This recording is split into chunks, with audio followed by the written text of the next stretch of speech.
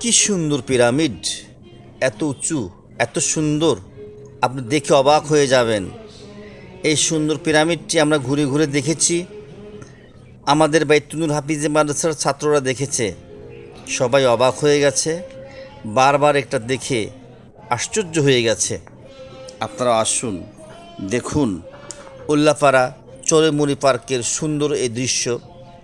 এই পিরামিড দেখলে মনে পড়ে যায় মিশরের কথা, মিশরের পিরামিডের কথা। রাজা বাদশাহরা এই পিরামিড তৈরি করতেন এবং তাদের মৃতদেহ এখানে মমি করে রাখতেন। বিভিন্ন মশলা দিয়ে মিক্সার করে তারা বিভিন্ন কৌশল অবলম্বন করে সেই বডিকে তারা অনেক দিন রাখার চেষ্টা করতেন। মহান আল্লাহ পাক সমস্ত মৃতদেহকে হাসরের ময়দানে দাঁড় করিয়ে দেবেন হিসাব করার জন্যে। যে আসুন বেশি বেশি আল্লাহ পাককে স্মরণ করি, তার হুকুম আমল করি, আল্লাহ পাক খুশি হবেন।